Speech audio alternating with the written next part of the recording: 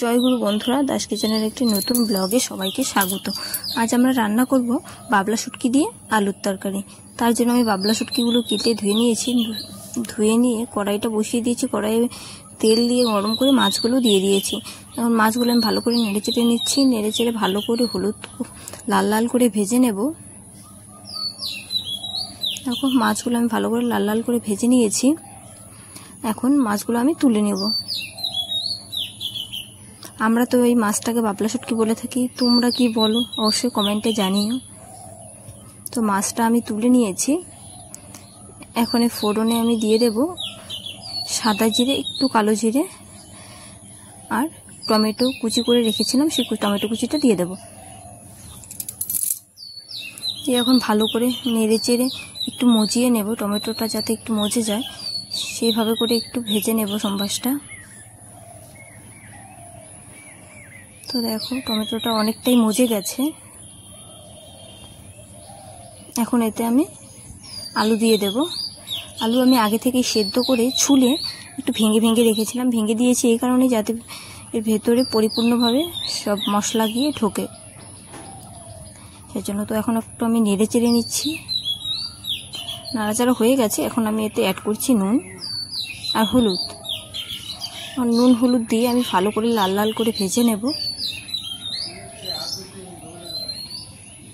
নেড়ে নিচ্ছি, ভালো করে নাড়তে হবে, সব কিছু মিশিয়ে নিচ্ছি নেড়ে চেড়ে ভালো করে। নাড়া হয়ে গেছে। আর এখন আমি এতে মশলা দিয়ে দেব। মশলাটা করে রেখেছিলাম লঙ্কা, কাঁচা লঙ্কা আর রসুন। তো মশলাটা দিয়ে আমি ভালো করে কষিয়ে নেব যাতে মশলার কাঁচা গন্ধটা না করে। তো কষানো প্রায় হয়ে গেছে। এখন এই পর্যায়ে আমি শুটকি মাছগুলো দিয়ে দিচ্ছি। সব কিছু একসাথে আমি একটু হালকা কষিয়ে নিচ্ছি।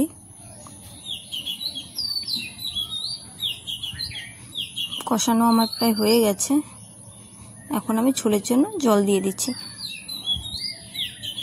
ও তেল মশলা খুবই কম দিয়েছে বন্ধুরা, দেখতেই পারছো।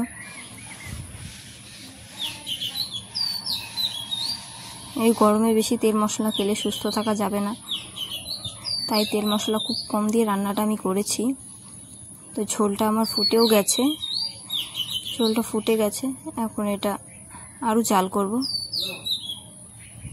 দেখো আমার হয়ে গেছে শুটকি মাছ, বাবলা শুটকি মাছ দিয়ে আলু দিয়ে তরকারি। রেসিপিটা কেমন লেগেছে কমেন্টে অবশ্যই জানিও। আর ভালো লাগলে লাইক কমেন্ট শেয়ার করে পাশে থেকে সাবস্ক্রাইব করা না থাকলে অবশ্যই সাবস্ক্রাইব করে দিও।